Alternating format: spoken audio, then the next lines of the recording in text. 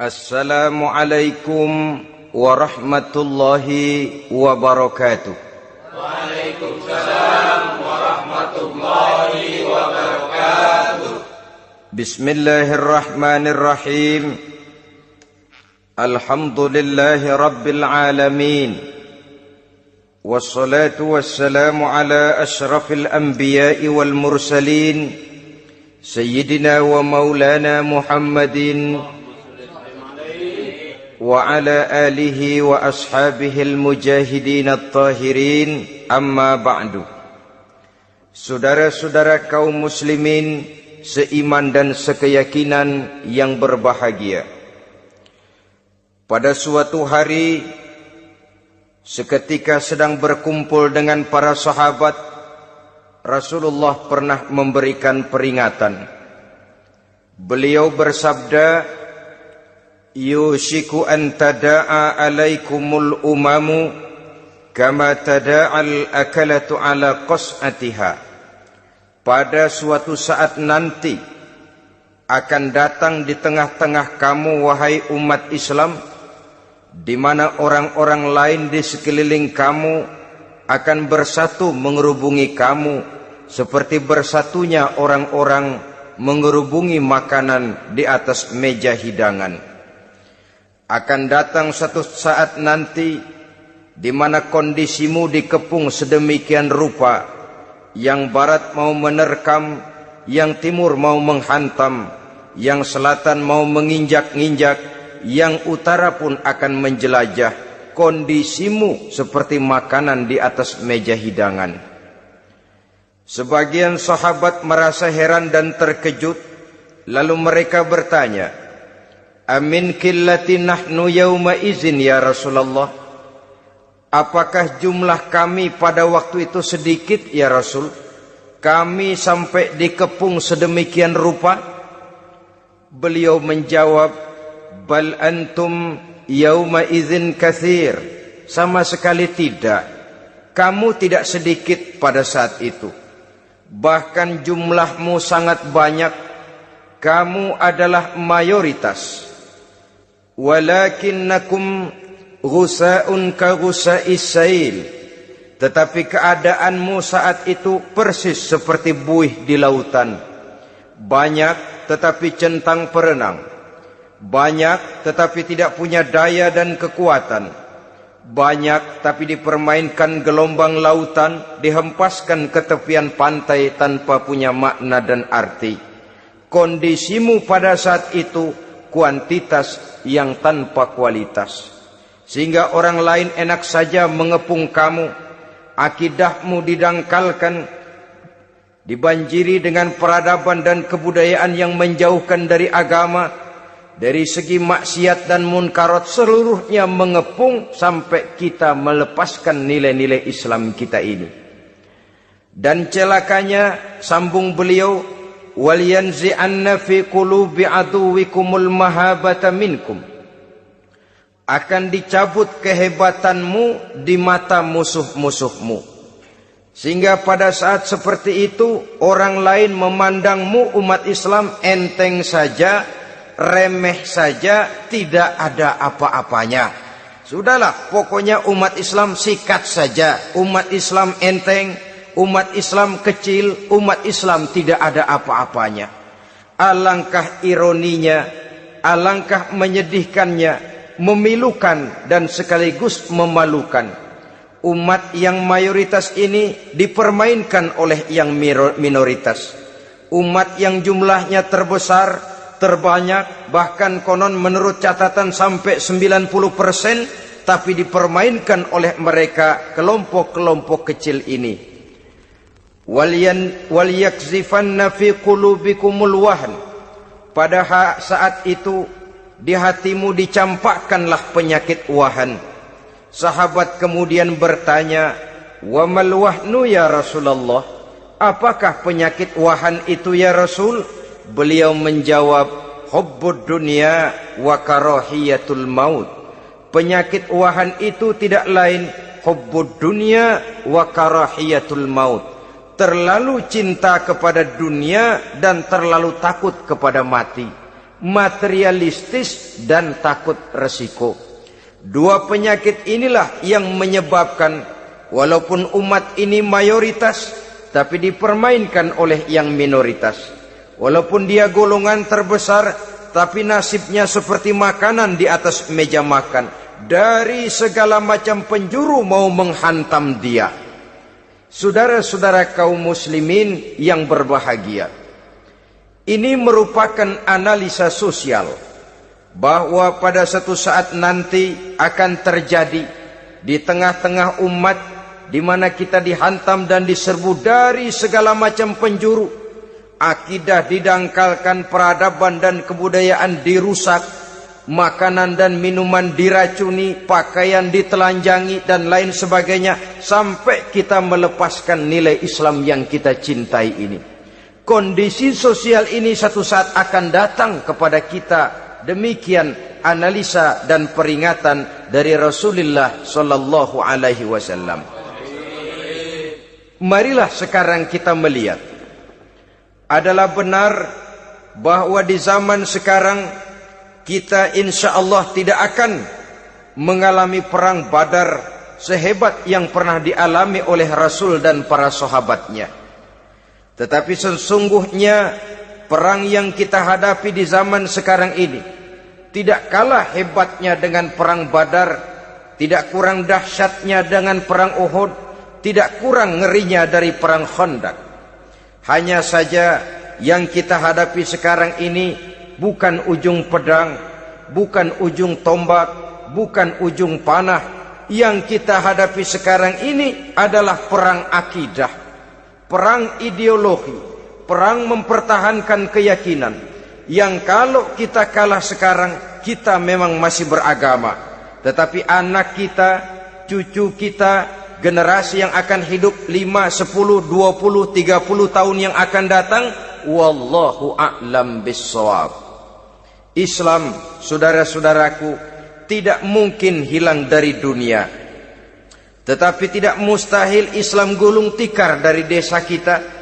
Tidak mustahil Islam gulung tikar dari kampung dan kota kita, jikalau kita tidak menjaganya, jikalau kita tidak memeliharanya, bahkan jikalau kita tidak mewariskannya kepada anak-anak kita, generasi yang akan datang. Marilah kita mengingat sejenak bagaimana Islam di Spanyol yang pernah jaya, pernah mewarnai daratan Eropa, dan yang sekarang hanya sekedar tinggal ceritanya saja. Ini pernah diperingatkan oleh Rasul dalam satu hadis, sayati ala ummati zamanun la yabqal Islam illa ismun wala minal Quran illa rasmun. Akan datang satu masa di tengah umatku di mana pada masa itu Islam ada tapi hanya tinggal sekedar namanya saja, dan Quran pun ada tapi cuma sekedar tinggal tulisannya saja. Apabila kita tidak mewariskan ini kepada generasi yang akan datang, maka serbuan-serbuan dari berbagai macam penjuru dari hari ke hari semakin kita rasakan kehebatannya. Tidak mustahil sejarah Spanyol akan terjadi di desa kita, akan terjadi di kampung kita, akan terjadi di kota kita. Orang Spanyol kalau mereka cerita kepada anaknya, mereka akan cerita, "Nak, di sini dulu ada masjid." Kapan, Pak? Dulu bener dah.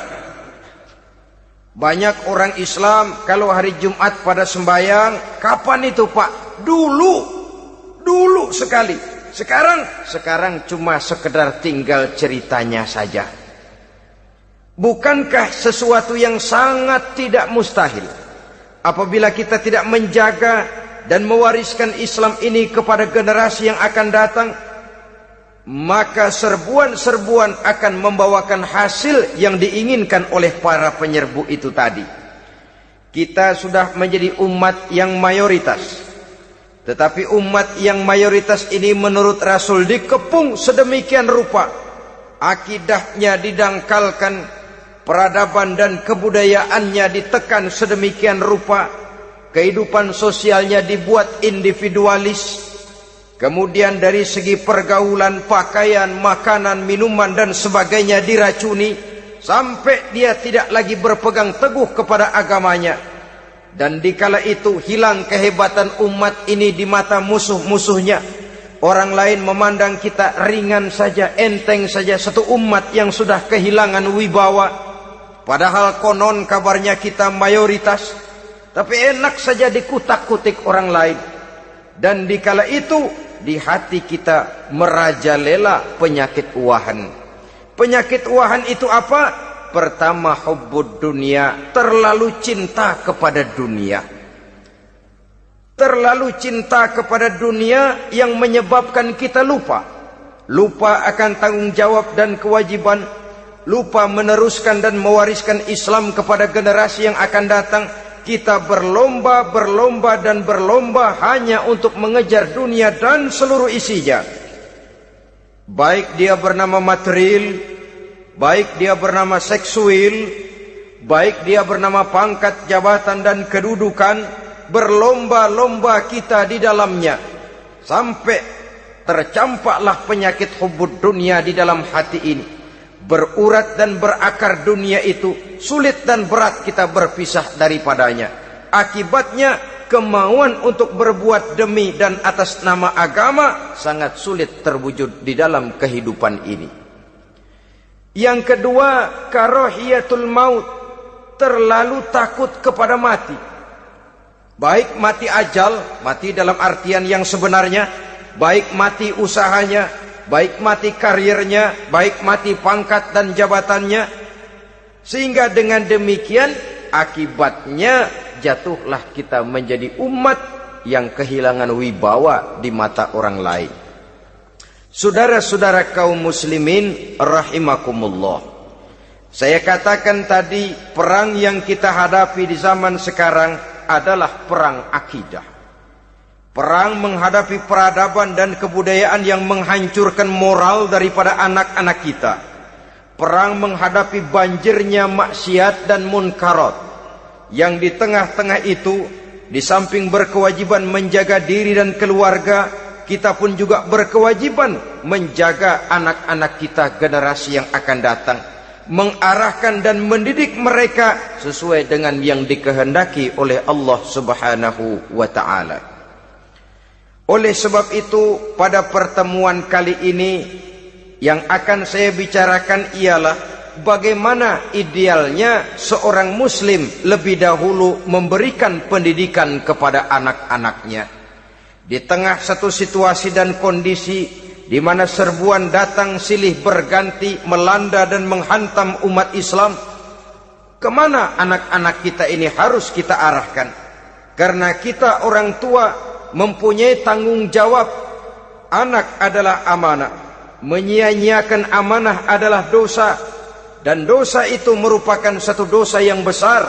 Bahkan orang tua bisa saja masuk neraka kalau tidak bertanggung jawab tentang anak-anaknya. Satu riwayat menjelaskan, ada orang soleh, ngajinya cukup, sholatnya cukup, puasanya cukup, zakatnya cukup, di mana ada majelis taklim hadir, baca Quran hobi, fitnah orang tidak pernah.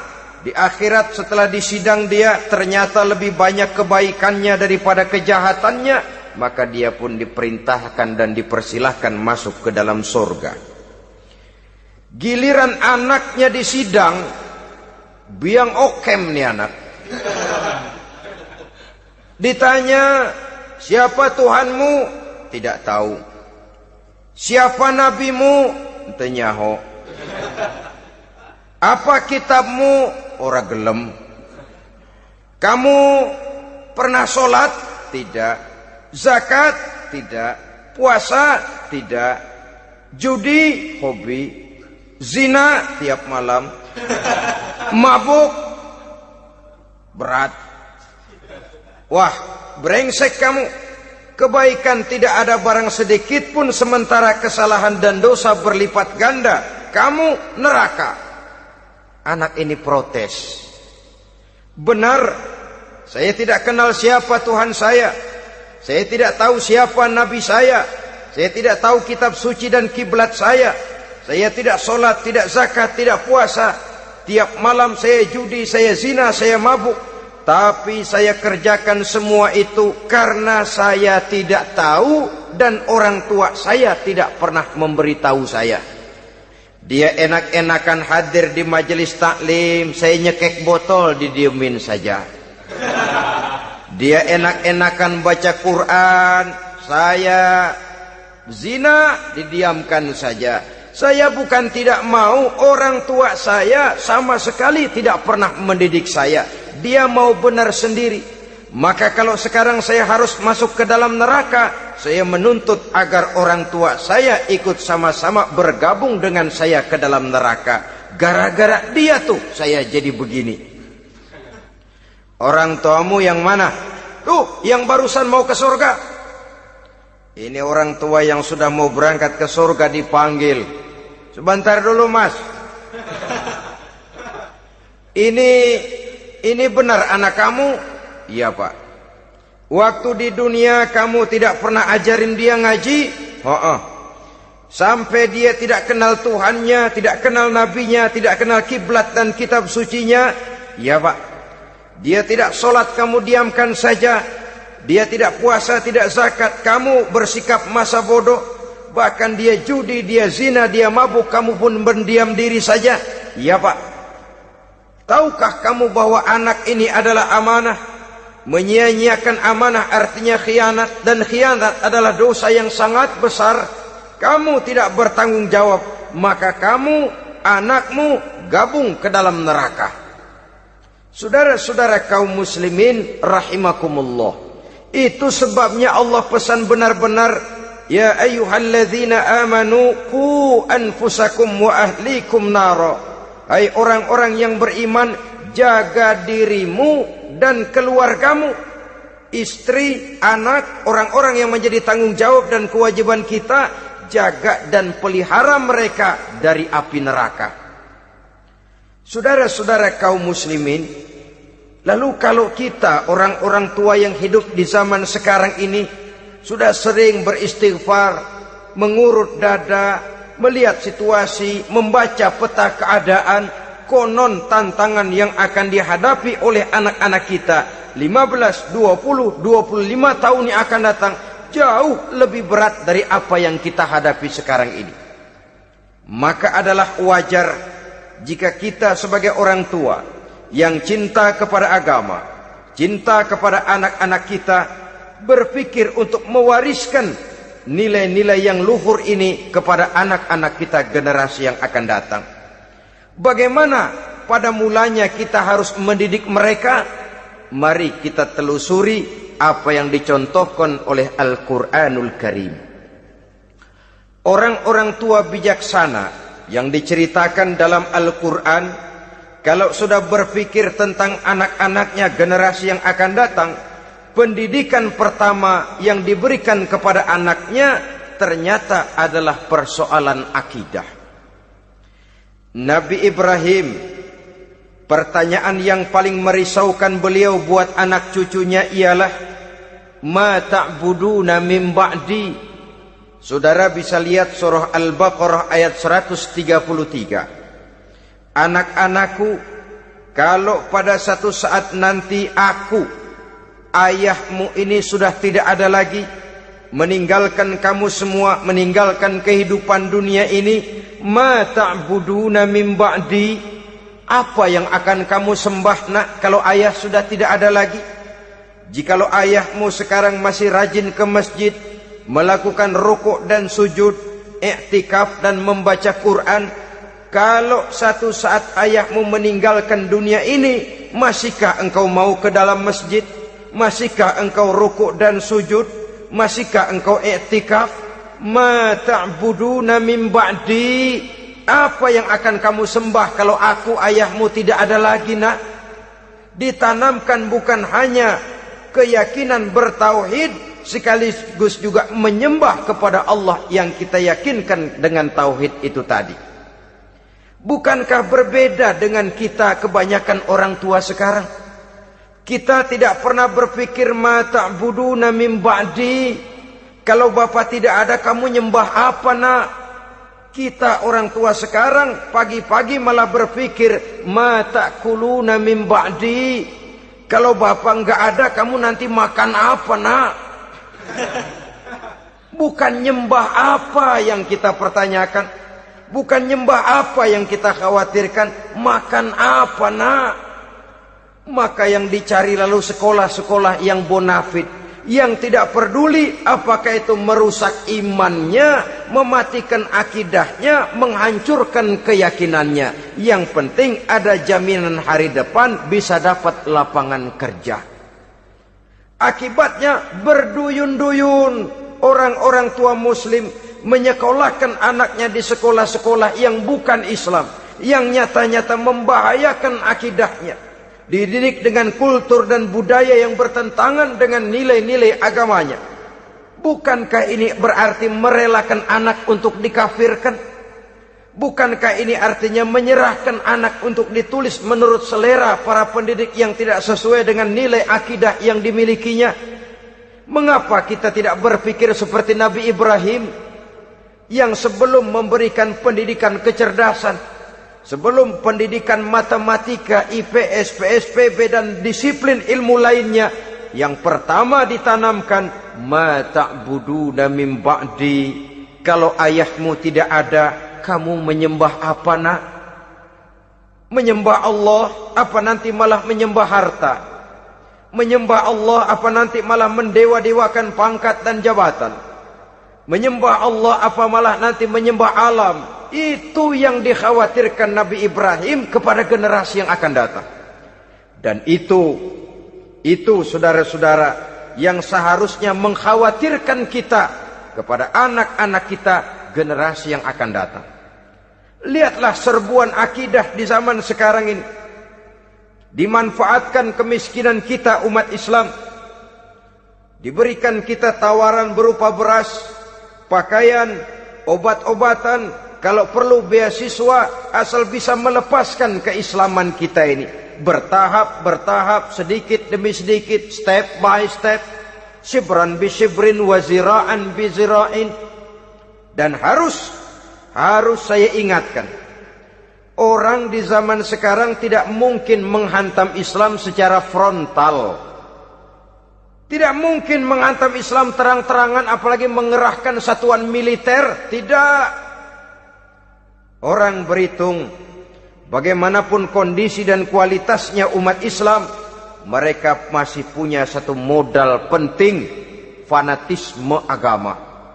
Kalau ini disulut, api jihad segera berkobar, dan hanya maut yang bisa menghentikan orang yang dibakar dengan semangat jihad. Orang tahu itu.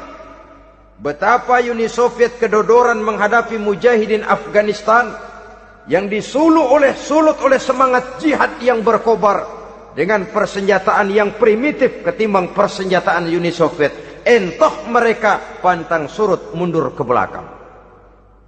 Jadi jangan mimpi bahwa orang mau menghantam Islam ini dengan melarang pengajian, meruntuhkan masjid, menyegel pondok pesantren.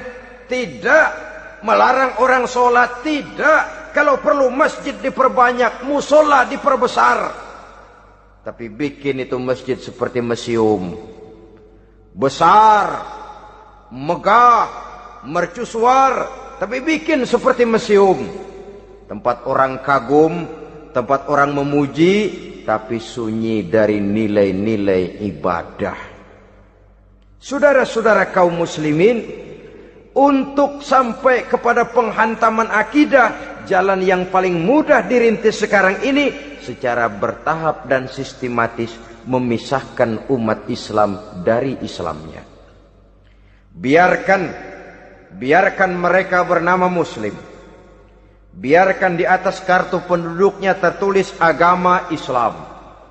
Tapi tanamkan budaya-budaya yang menyebabkan cara bergaul mereka, cara berumah tangga mereka, cara bertetangga mereka, sampai kepada cara mereka berpakaian, cara mereka bergaul, cara mereka makan dan minum, cara mereka mendidik dan menyekolahkan anak sama sekali tidak lagi mencerminkan nilai-nilai yang islami.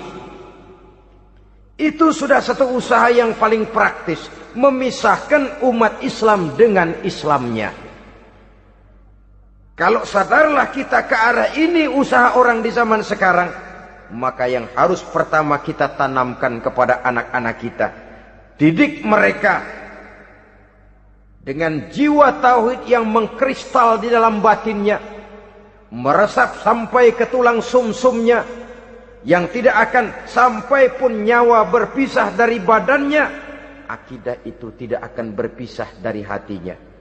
Bahkan dia sanggup dengan tegar berkata, lebih baik saya melarat karena mempertahankan iman daripada hidup mewah dengan menjual akidah. Satu khittah, satu garis kehidupan yang perlu kita wariskan kepada anak-anak kita, generasi yang akan datang. Dahulu ada satu tradisi, saudara-saudara. Kalau anak gadis kita dilamar orang, orang lalu bertanya, anakmu mau ngelamar gadis saya, apa sudah khatam Quran berapa kali? Apa sudah bisa baca kitab macam-macam dan lain sebagainya? Sehingga lahirlah satu kebanggaan. Apapun motifnya, tapi pertanyaan semacam ini zaman sekarang sudah langka. Paling-paling yang ditanya kalau anaknya dilamar orang, anakmu kerja di mana? Gajinya sebulan berapa? Kendaraannya bebek apa soang? Apa-apa? Itu yang kita pertanyakan, berkisar di seputar materi, kerja, job, status sosial, dan lain sebagainya. Perkara bisa baca Quran atau tidak, nomor 18. Perkara sembahyangnya rajin apa tidak, nomor 36. Saudara hadirin, akibatnya terjadi pergeseran nilai. Maka mendidik anak menurut tuntunan Quran adalah seperti yang diberikan contoh oleh Luqmanul Hakim, yang diceritakan dalam surah Luqman mulai ayat 11 dan selanjutnya. Apa pendidikan pertama yang harus kita berikan kepada anak? Pertama, ya bunayya la tusyrik billah. Wahai anakku, jangan sekali-kali engkau menyekutukan Allah nak. Jaga tauhid, pelihara iman, mantapkan akidah. Ini dasar yang pertama.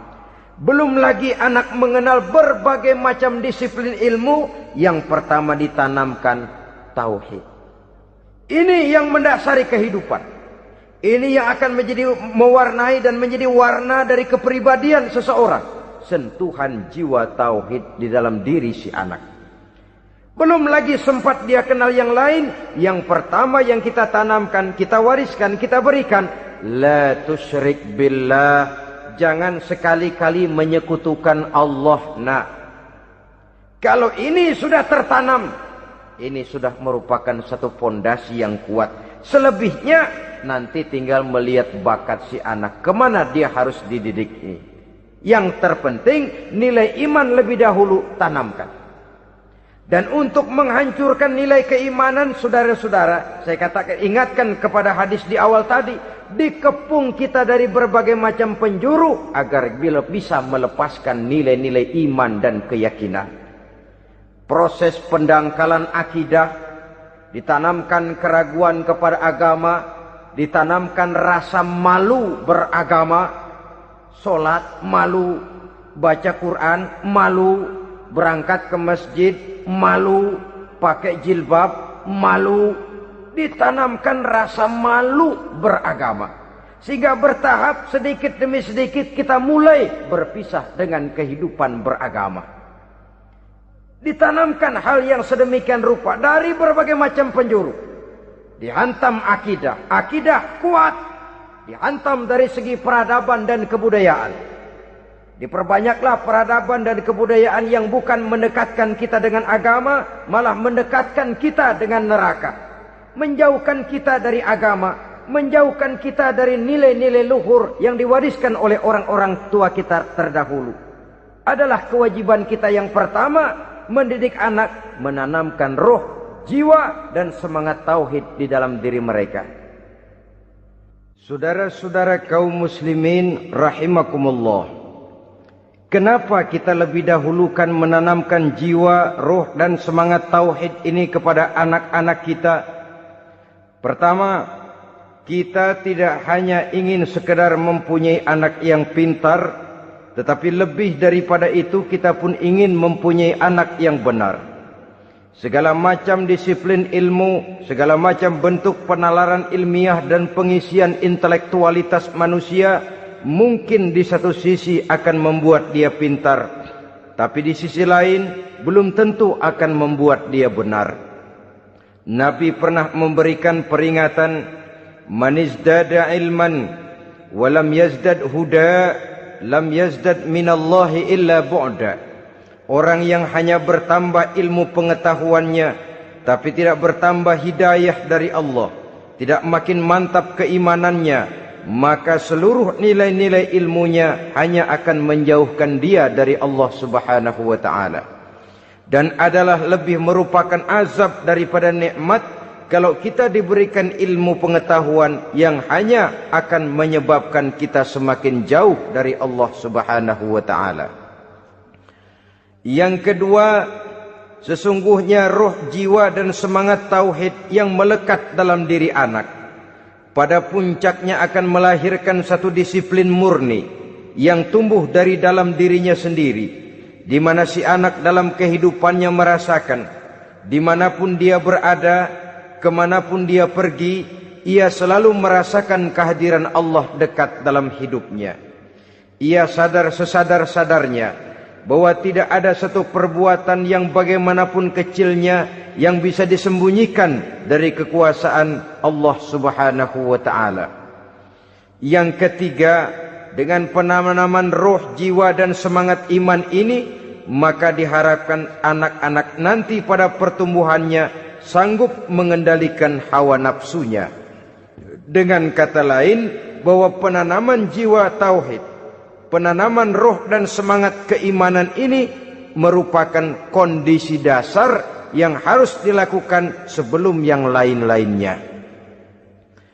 Kemudian pendidikan kedua yang diberikan oleh Al-Quran melalui contoh dan model dengan Luqmanul Hakim ini, setelah menanamkan tauhid, ditanamkanlah kepada si anak ini rasa hormat kepada orang tuanya. Wa wassaynal insana biwalidayhi, dan kami wasiatkan kepada manusia untuk berbakti kepada ibu bapaknya.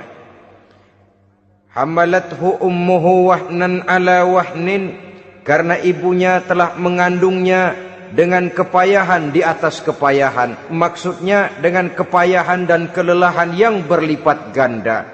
Sehingga ketika Rasul ditanyakan orang, ya Rasul, siapa yang paling harus saya taati di dunia ini? Beliau menjawab, ibumu. Kemudian siapa lagi ya Rasul? Ibumu. Setelah itu siapa lagi ya Rasul? Ibumu. Dan kemudian siapa ya Rasul? Bapakmu. Ibu, ibu, ibu, bapak. Bahkan al-jannatu tahta aqdamil ummahat, surga berada di bawah telapak kaki ibu. Bagaimana menanamkan rasa hormat kepada orang tua di hati anak? Tentu yang pertama, bagaimana orang tua bisa memberikan keteladanan. Marilah kita sebagai orang-orang tua ini menyadari bahwa sebelum anak kenal sekolah dasar, sebelum anak kenal TK, ibtidaiyah, sanawiyah sampai kepada perguruan tingginya, yang pertama dia kenal adalah lingkungan rumah tangganya, gurunya adalah ibu bapaknya. Di sini berlakulah apa yang dinamakan keteladanan. Keteladanan jauh lebih berhasil daripada sekedar teori-teori yang muluk. Keteladanan jauh lebih berhasil daripada berbagai macam indoktrinasi dan penataran.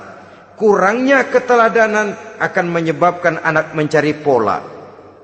Apabila kita orang tua ini tidak bisa memberikan keteladanan yang baik kepada anak-anak kita, maka pada suatu saat anak-anak akan menganggap enteng dan kehilangan wibawa kita sebagai orang tua di mata mereka. Dikala itu akan sangat sulit kita membentuk kepribadian mereka. Bukankah di zaman sekarang ini kita banyak mengalami krisis wibawa, krisis figur?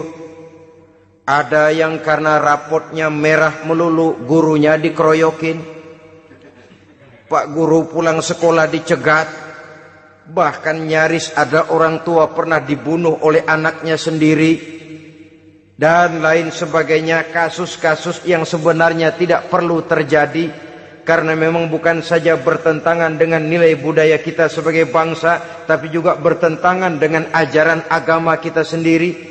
Krisis wibawa, krisis figur, yang juga akibatnya harus kita sadari banyak faktor yang membentuk kepribadian anak. Pergaulannya, yang dibacanya, yang ditontonnya, yang disaksikannya di dalam kehidupan. Benar kita menyekolahkan mereka, tapi berapa jam mereka di sekolah? 6 jam, 7 jam paling lama. Sedangkan mereka hidup 1 hari 1 malam 24 jam. Kalau cuma 7 jam di sekolah, ini berarti lebih banyak dia di luar sekolah. Dan di luar sekolah itu artinya ya rumah tangganya, ya temannya, ya lingkungan di mana dia tinggal, yang seluruhnya sangat besar pengaruhnya dalam ikut membentuk kepribadian anak-anak kita. Saya katakan tadi, di samping kita menghadapi perang akidah, kita pun berhadapan di dalam perang menghadapi peradaban dan kebudayaan yang bukan saja menjauhkan kita dari agama, tetapi sanggup menghancurkan moral daripada anak-anak kita. Secara pribadi, saudara-saudara, saya iri, saya kagum misalnya dengan kemajuan yang diperoleh oleh negara tetangga kita, Jepang misalnya. Padahal tahun 45 ia pun hancur lebur oleh meledaknya atom di Hiroshima dan Nagasaki. Tapi bagai satu tenaga raksasa kemudian Jepang bangkit menjadi satu negara superpower di Asia. Bahkan gurunya saja Amerika sekarang ini kewalahan menghadapi perang dagang dengan Jepang ini.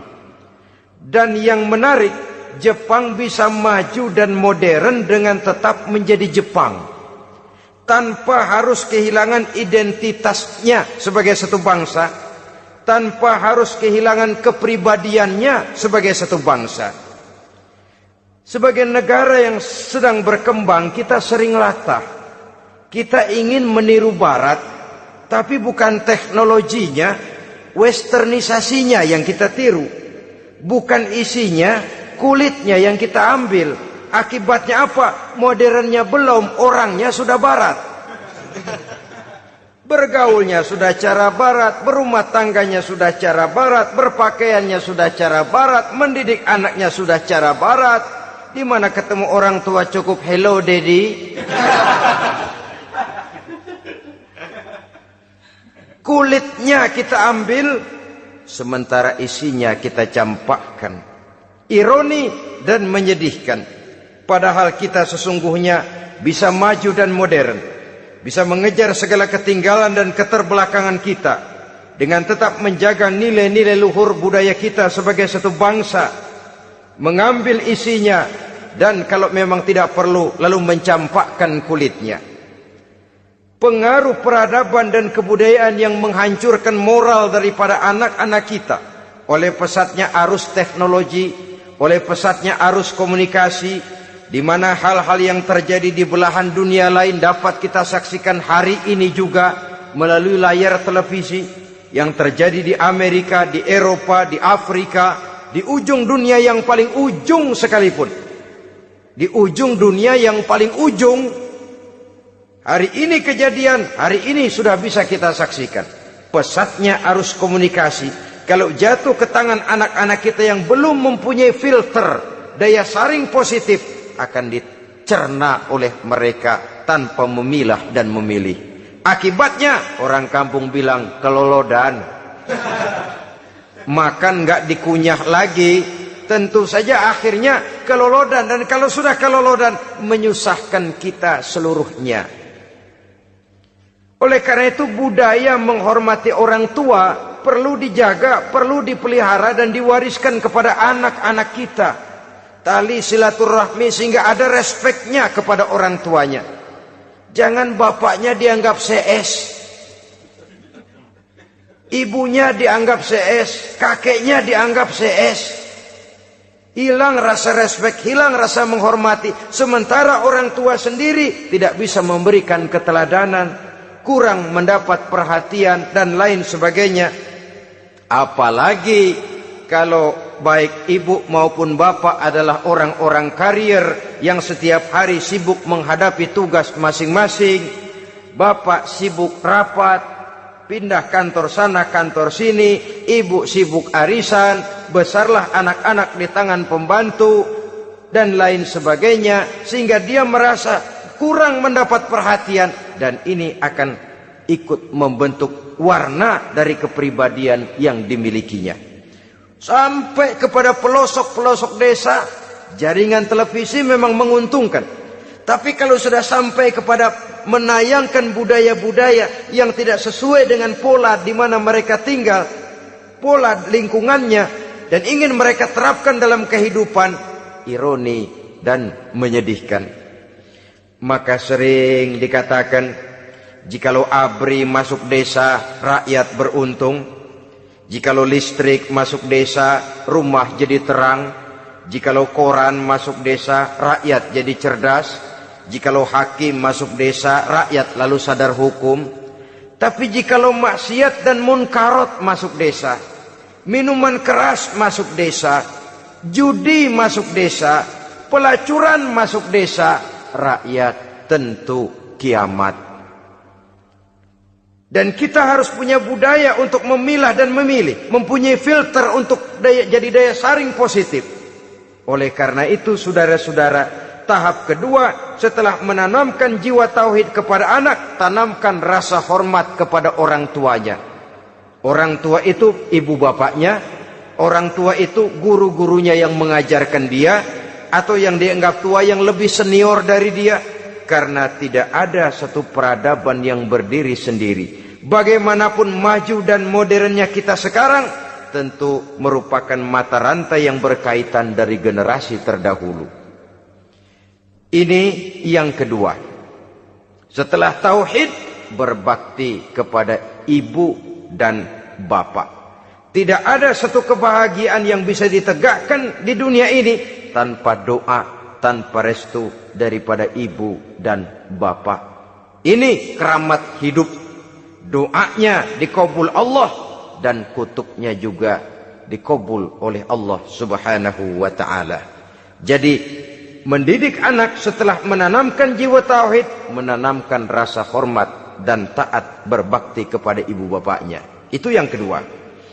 Kemudian yang ketiga, melalui model Luqman, Quran mendorong kita untuk mendidik anak, menanamkan etika otonom. Apa itu? Ya bunayya, innaha intaku mithqala habbatin min khardalin fatakun fi sakhratin aw fis samawati aw fil ardi ya'ti biha Allah. Wahai anakku, sesungguhnya kalau ada satu kebaikan yang kamu kerjakan, kecil, tidak nampak oleh pandangan mata yang zahir, yang kecil itu tersembunyi di puncak langit, di dasar bumi yang paling dalam, atau di tengah batu hitam sekalipun, Allah pasti mengetahuinya dan pasti akan memberikan balasan yang seadil-adilnya.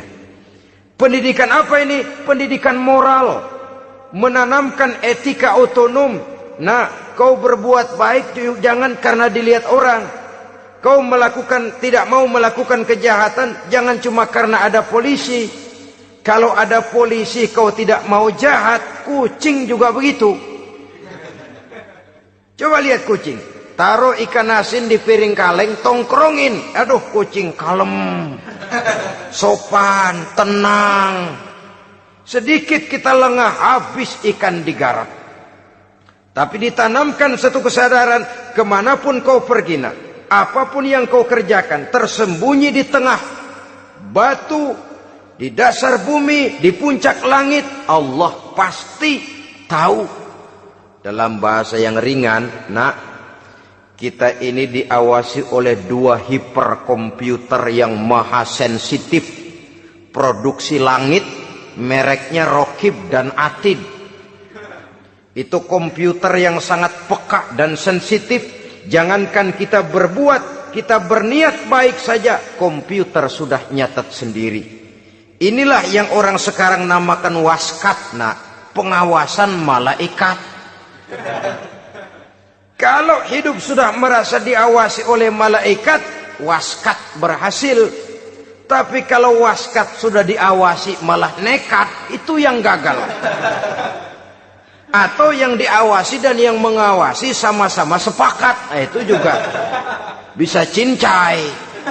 Saudara-saudara kaum muslimin rahimakumullah. Waskat dalam pengertian kita muslim, bagaimana hidup ini merasakan diawasi oleh malaikat. Intelektualitas yang tinggi sekalipun, IQ yang nilainya plus sekalipun, disiplin ilmu yang bagaimanapun banyak yang memenuhi benak kita, tanpa diiringi oleh etika otonom, orang sering mencari celah dan kesempatan. Mencari celah dan kesempatan.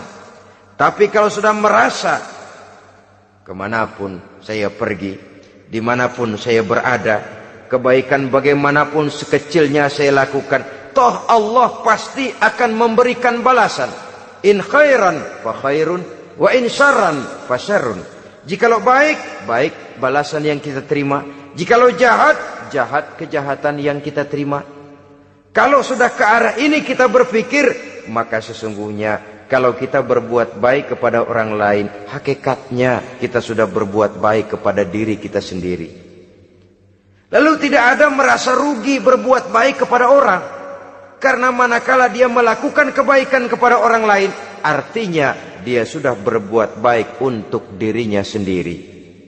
Jadi setelah tauhid, kemudian berbakti kepada ibu bapak, yang ketiga baru pendidikan tentang akhlak, tentang moral.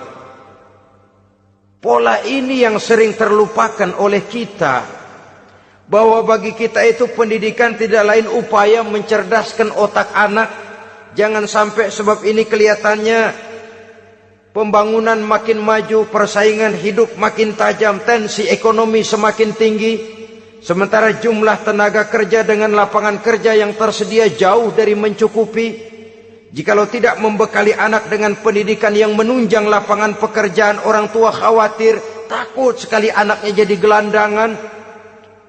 Dikhawatirkannya kehidupan dunia ini, sementara dia lupa kalau anaknya bisa jadi gelandangan di akhirat. Padahal selama-lamanya gelandangan di dunia, paling seumur manusia itu 60 tahun, 70 tahun lah umur orang sekarang. 70 itu sudah luar biasa itu. Tapi kalau harus menggelandang di akhirat, menjadi gelandangan di akhirat, alangkah menyedihkannya. Apakah akan kita korbankan satu kehidupan yang langgeng, abadi, cuma karena tertipu oleh fata morgana dan kamuflase? Kita korbankan yang sedikit, kita korbankan yang besar karena kita memilih yang sedikit. Dalam bahasa Al-Quran memang pernah diceritakan hidup ini hakikatnya perlombaan, saudara-saudara. Perlombaan. Dan di dalam perlombaan itu ada yang menang, ada yang kalah.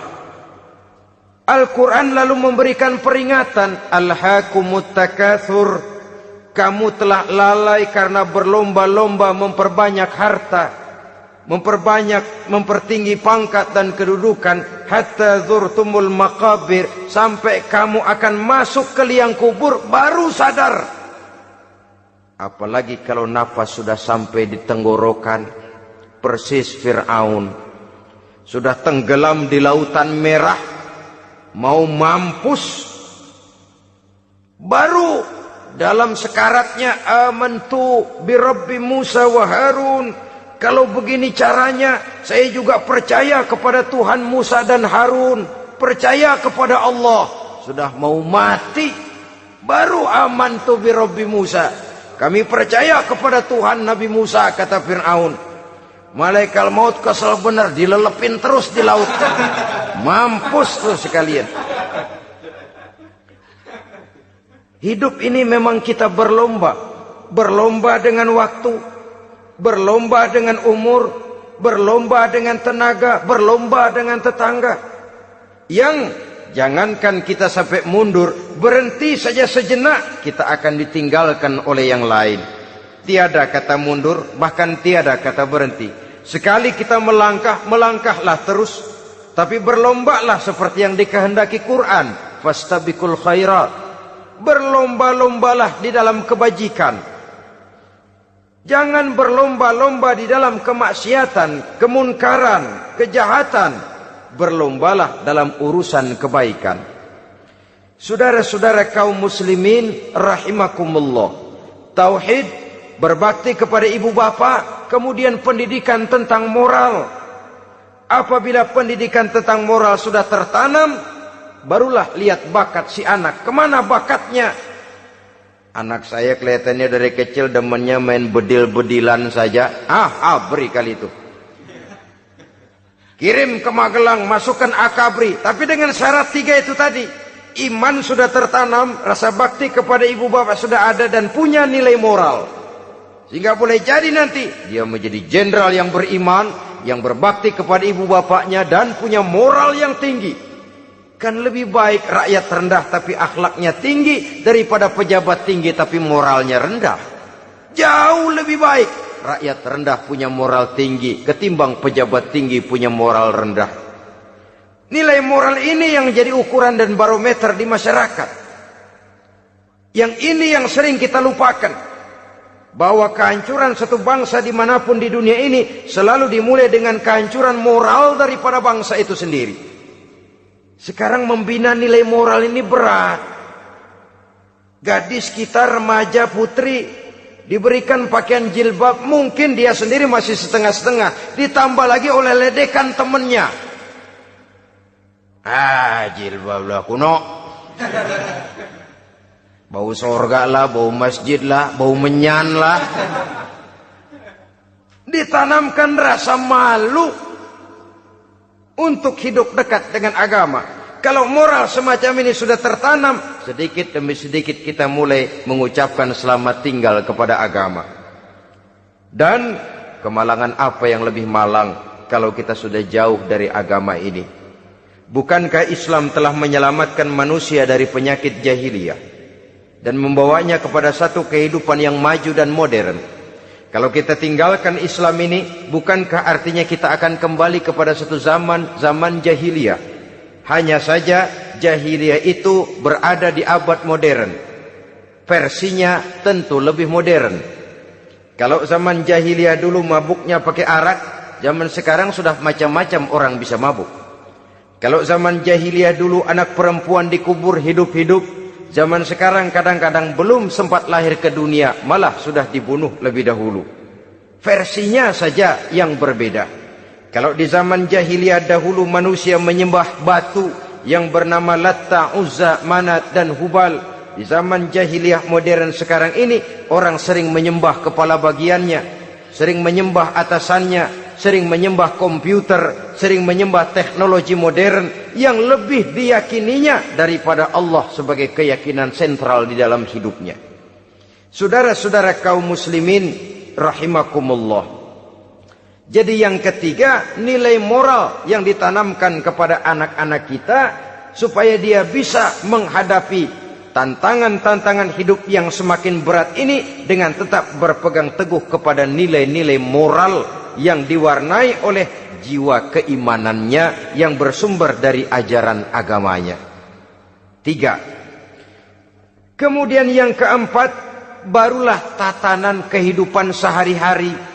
Apa kata Luqman? Ya bunayya aqimis shalah.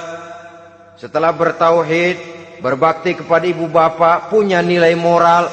Ya bunayya aqimis shalah. Nak, dirikan solat. Rumah tangga muslim. Anak berumur 7 tahun sudah berani meninggalkan solat. Kata Nabi, pukul. Bukan untuk menyakiti, untuk mendidik. Karena sayang kepada anak. Saudara-saudara, kita khawatir betul kepada anak. Kalau dia pulang dari sekolah, buru-buru kita sebagai orang tua bertanya, sudah makan nak? Sudah istirahat nak? Tapi jarang kita sebagai orang tua melontarkan, sudah sholat nak? Bahkan kita bisa memberikan sugesti kepada anak. Nah, kalau kau naik kelas 1 sampai naik ke kelas 2, bapak beliin sepeda. Tamat SD nak, motor. Tamat SMP nak, ke Bali kita. Tamat SMA nak, Singapura. Saudara-saudara, tapi kalau untuk urusan sholat misalnya, kita tidak pernah memberikan sugesti kepada anak-anak kita. Nah, kalau kau hafal Fatihah lengkap dengan artinya, bapak beliin sepatu. Nah, kalau kau bisa sholat dengan baik, cukup syarat rukunnya, bapak beliin sepeda. Ada rangsangan, ada sugesti yang membuat anak lebih tergerak untuk hidup dalam suasana keagamaan. Ya bunayya aqimis sholah, nak dirikan sholat. Sebab ini sandaran vertikal yang paling langsung antara manusia dengan Tuhannya. Menyadari bahwa sepanjang yang bisa dilakukan oleh manusia hanyalah berusaha dan kepastian sepenuhnya ada di tangan Allah. Dengan solat kepribadianmu diperteguh, dengan solat sandaran vertikalmu kepada Allah diperkuat. Dan pada waktunya nanti Al-Quran memberikan bimbingan, hendaklah minta tolong kepada Allah dengan sabar dan tetap mendirikan solat. Ya bunayya aqimis sholat. Setelah itu wa'mur bil ma'rufi wanha 'anil munkar. Tegaklah membina yang ma'ruf, tegaklah mencegah yang munkar. Ini sikap hidup sudah. Solat tadi tugas hidup. Lalu sikap hidup tampil di tengah masyarakat, membina yang ma'ruf, mencegah yang munkar sesuai dengan kesanggupan masing-masing. Bukankah setiap kita kepingin punya anak yang bermanfaat, setidaknya bagi keluarganya, syukur kalau bisa bagi lingkungannya, bagi masyarakat, bangsa dan negaranya. Dan satu di antara tanda orang yang bermanfaat, kalau dia bisa hidup menjadi penganjur yang ma'ruf dan pencegah yang munkar. Dan itu kalau tidak ada hidayah, sulit orang mau melaksanakan itu. Sebab apa? Ada kecenderungan belakangan ini di mana agama dianggap urusan pribadi. Sehingga orang lalu sering bilang, jangan bawa-bawa agama dah, itu kan bukan urusan agama.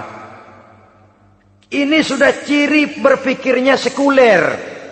Jangan bawa-bawa agama. Agama urusan pribadi, artinya orang mau sholat mau enggak, jangan bilang apa-apa dah. Urusan dia sendirian. Dia mau puasa dia enggak, merdeka saja, urusan pribadi. Agama bukan persoalan pribadi. Apalagi jika sudah menyangkut amar ma'ruf dan nahi munkar. Siap menegakkan yang baik, mencegah yang munkar, untuk tegaknya satu masyarakat yang diwarnai oleh kebaikan dan terhindar dari segala macam kejahatan. Dan terus ayat-ayat selanjutnya mencerminkan sikap hidup.